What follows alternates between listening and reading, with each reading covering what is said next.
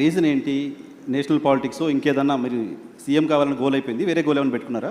లేదు నర్సింగ్, నేను 10 years 2034 వరకు ఏ గోల్ లేదు. 1994లో 2 సార్లు తెలుగుదేశం పార్టీకి అధికారం ఇచ్చారు. 2004 నుంచి 2 సార్లు కాంగ్రెస్ పార్టీకి అధికారం ఇచ్చారు. 2014 నుంచి 2 సార్లు బీఆర్ఎస్కి అధికారం ఇచ్చారు. 2024 నుంచి 2 సార్లు నాకు అధికారం ఇస్తారు ప్రజలు. నాకు స్పష్టత ఉంది. 2034 వరకు ఇక్కడనే ఉంటా, ఈ ప్రజల కోసమే పనిచేస్తా. $1 trillion ఎకానమీని అక్కడికి తీసుకెళ్ళి 2047కి $3 trillion ఎకానమీ ఏదైతే మన నరేంద్ర మోడీ గారి ముందు స్పష్టంగా చెప్పినో, భారతదేశం $30 trillion ఎకానమీ ఏదైతే వికసిత్ భారత్ 2047 లక్ష్యంగా పెట్టుకున్నారో, ఈరోజు మనము 3% లోపల జనాభా ఉంటే 5% జీడిపి కంట్రిబ్యూట్ చేస్తున్నాం. రేపు ఇదే జనాభా 10% జీడిపిని దేశానికి కంట్రిబ్యూట్ చేసే ప్రణాళికలు, దానికి రోడ్ మ్యాప్, దానికి భవిష్యత్ ఏ రకమైన విధానాలు తీసుకోవాలనో 2034 వరకు ఇక్కడనే క్షేత్రస్థాయిలో ఉండి ఈ పనులు చేస్తాను. సార్ అది నమ్మకమా? 10 ఏళ్ళు ఇస్తారు లేని నమ్మకం? పక్క రాష్ట్రం ఆంధ్రప్రదేశ్లో 5 ఏళ్ళకి ప్రభుత్వం మారింది, డిఎంకే ప్రభుత్వం తమిళనాడులో కూడా 5 ఏళ్ళకి మారింది.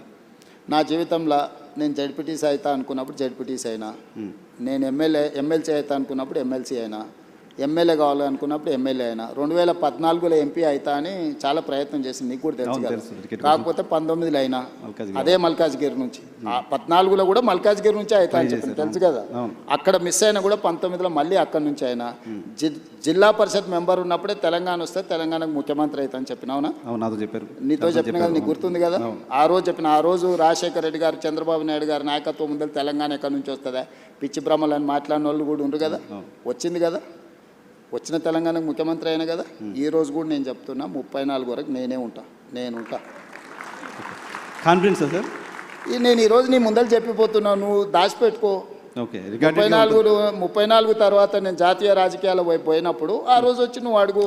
ఆ రోజు చెప్పి 34 వరకు ఇక్కడ 34లో గెలిస్తే కూడా రేవంత్ రెడ్డి సీఎంగా ఉండరు, వెళ్ళిపోతారు. 34 తర్వాత మొత్తం 100% సీట్లు గెలిపించి కాంగ్రెస్కి అధికారం ఇచ్చినా కూడా నేను ముఖ్యమంత్రి పదవి తీసుకోను.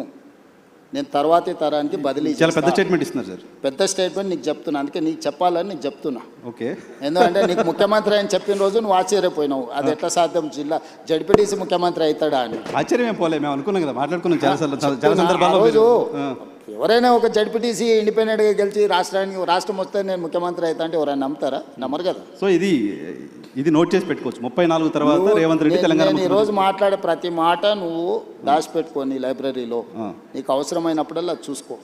నేను ఈరోజు చెప్తున్నా, 34 వరకు నేను ముఖ్యమంత్రిగా. 34 తర్వాత పార్టీ ఎవరిని చేస్తే వాళ్ళని ముఖ్యమంత్రిని చేస్తాను, నేను గాను. అవకాశం ఇస్తే కూడా మీరు నేను తీసుకోను, నాకు తెలుసు నా లైఫ్. దేశం చాలా విశాలంగా ఉంది, దేశానికి కూడా సేవలు అందిస్తా.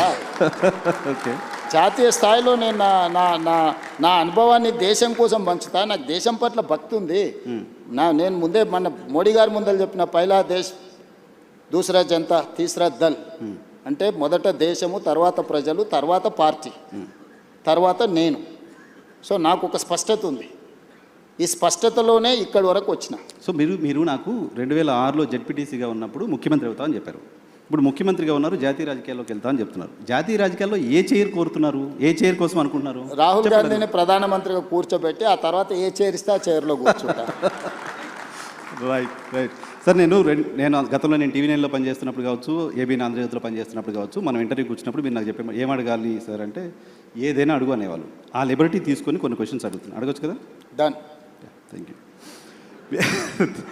తెలంగాణకు సంబంధించి, హైదరాబాద్కు సంబంధించి సినిమా ఇండస్ట్రీ ఎందుకు రేవంత్ రెడ్డి పట్ల నెగిటివ్గా ఉందా, లేకపోతే రేవంత్ రెడ్డి సినిమా ఇండస్ట్రీ పట్ల నెగిటివ్గా ఉన్నారా అలాంటి ఒక ఇంప్రెషన్ బయట సొసైటీలో ఉంది. రీజన్ ఏంటో తెలియదు, మీరు చెప్పాలి. దాంతోపాటు తెలుగు సినిమా ఇండస్ట్రీ ఏమో అంటిముట్టినట్టుగా ఉంటుంది. బాలీవుడ్ మొత్తం ఇంటికి వస్తుంది. అమితాబ్ బచ్చన్ వస్తున్నారు, ఆయన ఇంకా సల్మాన్ ఖాన్ వస్తున్నారు, అజయ్ దేవ్గన్ వస్తున్నారు, బాలీవుడ్ అంతా వస్తుంది. తెలుగు సినిమా ఇండస్ట్రీతో ఎందుకు డిటాచ్మెంట్ ఉంది మీకు?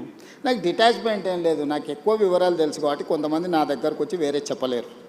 ఎందుకంటే నాకు అందరి గురించి చాలా విషయాలు తెలుసు కదా. నేను కొత్తగా చూస్తలేను పరిశ్రమ. కొంతమంది అమెరికా నుంచి వచ్చిన వాళ్ళకు సెలబ్రిటీస్ అంటే సోషల్ క్లైంబింగ్ అంటారు దీన్ని ఇంగ్లీష్లో. సడన్గా మనకు డబ్బులు వచ్చినా, సడన్గా హోదా వచ్చినా, అప్పటి వరకు మనలో అణిచివేసుకున్న విపరీతమైన కోరికలు కొన్ని ఉంటాయి. దాంతో ఏమైందంటే ఒక్కసారిగా అవి నిద్రలేస్తారే నాకు సెలబ్రిటీ పరిచయం ఉండాలా, ఆ సెలబ్రిటీని నేను కలవాలా, లేకపోతే నన్ను ఆయన కలవాలని సోషల్ క్లైంబింగ్ అంటారు దాన్ని. అంటే అట్లా బయట ప్రపంచంలో ఉండే వాళ్ళతో కొంత కలవాలని కోరికలు ఉంటాయి. నేను 30 ఏళ్ళ క్రితం అందరూ ఇప్పుడు స్టార్స్ అని చెప్పేటోళ్ళు అందరూ కిడ్స్ ఉన్నప్పుడు నాకు తెలుసు. ఓకే. నేను పేర్లు చెప్పను కానీ వాళ్ళు స్కూల్కి వెళ్ళి లేకపోతే జూనియర్ కాలేజ్కి వెళ్ళి లేకపోతే వాళ్ళ కాలేజ్ నుంచి బయటకు వచ్చి సింగిల్ బియర్ తాగాలనుకున్నప్పుడు కూడా నా దగ్గరకు వచ్చేటోళ్ళు. అన్న నువ్వు సంతకం పెడితే నేను బియర్ తాగుతా అని. సింగిల్ బీర్ తాగడానికి మీరు వచ్చారు, మీ దగ్గరికి వచ్చారు. ముఖ్యమంత్రి అయిన తర్వాత మీ దగ్గర రావడానికి అదే భయపడతారు. చెప్తున్నా, అన్ని చూసిన తర్వాత నాకు వచ్చి కొత్తగా చెప్పలేరు కదా నర్సింగ్. ఓకే.